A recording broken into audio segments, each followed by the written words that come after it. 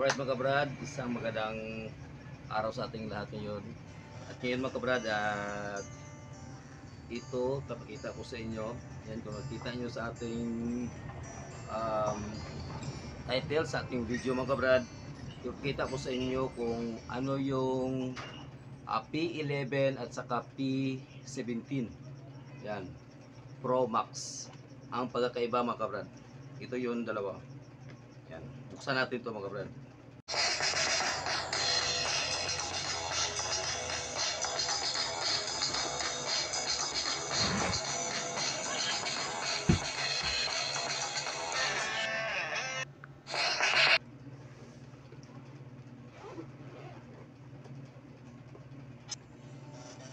Ito yung draw natin. Ayan.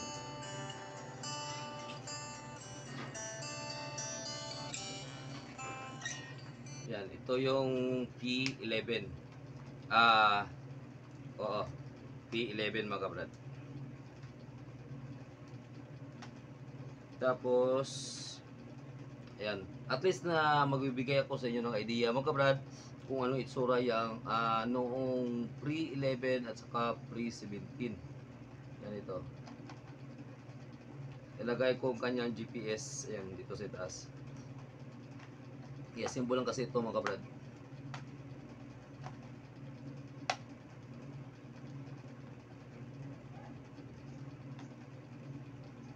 Ganito talaga to, medyo matigas siya mga kabrad kapag ipasok mo. Yan, ito na.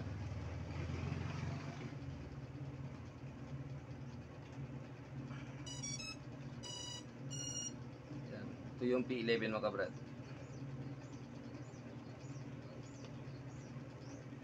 Tapos ito naman yung P17.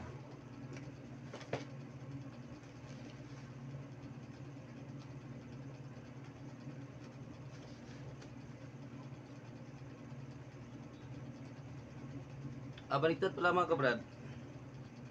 Ito pala yung P17, P11 mga kabrad. Oh. Ayan, sorry lang. Sorry lang po. Ayan. Ito yung P11. Ayan. Buksan natin, pilawin natin ito. Wala siyang battery. Kailangan lagyan natin ng battery ito mga kabrad. At least na meron kayong idea kung ano yung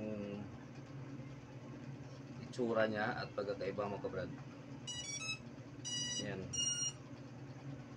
Ayan. Number 1 mga kabrad, mapansin mo, yung tunog niya, same pa rin kapag drone yun. Ganun talaga yung sounds niya. Ayan. Ayan mga kabrad. Oh.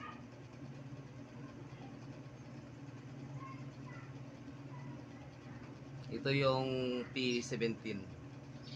Ayan.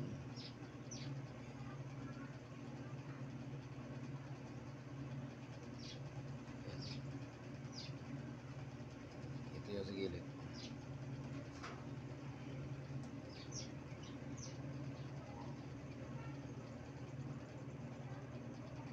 Ayan, ito yung itsura mga kabrad sa likod.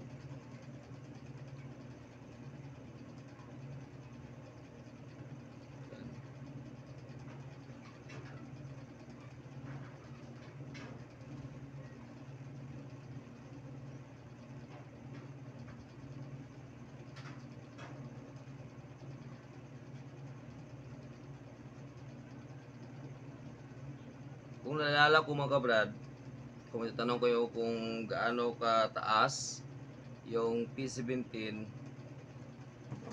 siya upgraded lang yan ng ng P11. Yan, ang itong P11 mga kabrad, yan, ito aabot ito ng mga 300 meters. Yan, yung kanyang takbo sa kabuuan mga kabrad sa taas. 300 meters. Yan. Iba yung camera niya mga kabrad sa P11. Oo. Saka P17. Ayan. Iba siya.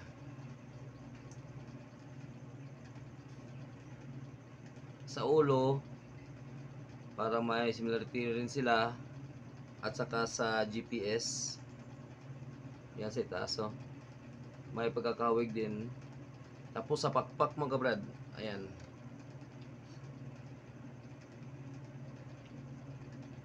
Ayan. Magkaparehas din sila sa pakpak. Kung masira man yung ilisi ng P11, pwede rin ano, magpalit at kumuha ng isa dito sa P17 at ilagay sa P11. Pwede rin yan mga kabrad. Ipakita ko pala sa inyo dito sa itaas, oh.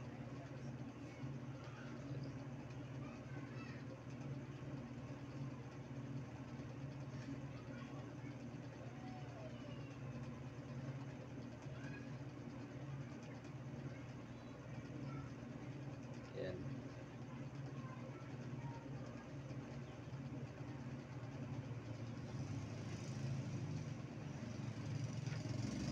At least na meron kayong idea mga kabrad. Sana ay nakatulong ako sa inyo. Pasensya na medyo maingay yung motor. Kasi sa gilid kasi ako ng ano, yung tindahan. Kasi ko lang pre. Yan, sa gilid ako ng daan kasi nagawa ng video mga kabrad.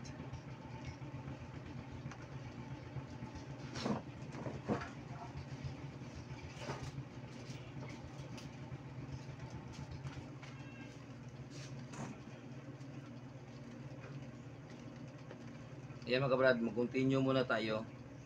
Ayan.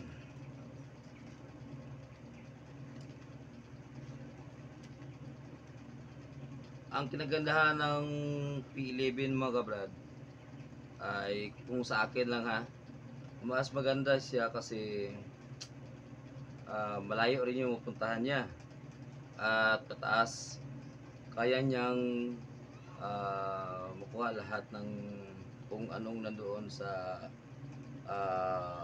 kung nandoon siya sa taas papunta sa baba yung camera niya, maganda rin kasi hanggang dito yung camera niya, oh. Ayan, naintindihan niyo ba kabrad?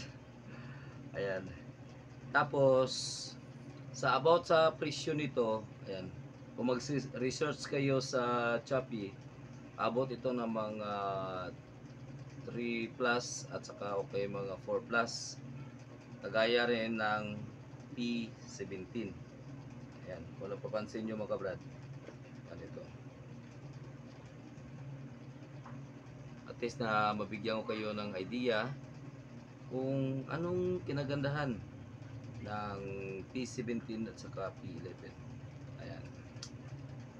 Ayan mga kabrad. At ito, short video lang to natin mga kabrad. Ilang days na rin akong hindi nakapag-upload ng video. Ayan, pasensya na rin kayo. At busy tayo mga kabrad. At wala din tayong ride ngayon kasi sa sobrang busy natin, ayan, nakalimutan ko na yung na-distract ko sa motor mga kabrad. Ayan, nakalimutan ko na kung ano yung mga dapat kong gawin. Ayan, pasensya na kayo mga kabrad. At sa ngayon ay naisip ko na kailangan ko munang kumuha ng lisensya. Ayan, kasi para sa mga hindi nakalam, marami tayong motor, mayroon tayong sasakyan, pero wala akong lisensya mga kabrad. Kaya ng partner ko, wala rin siyang lisensya. Kaya yun yung dapat na asikasuhin ko mga kabrad. Yan. Ayun. Hanggang dito ko lang tatapusin itong video mga kabrad. At least at meron din kayong idea. Yan, sana nabigyan ako kayo ng mga idea kung bibili kayo ng P11 at saka P17. Hanggang dito mga kabrad. See you on next video. Bye bye.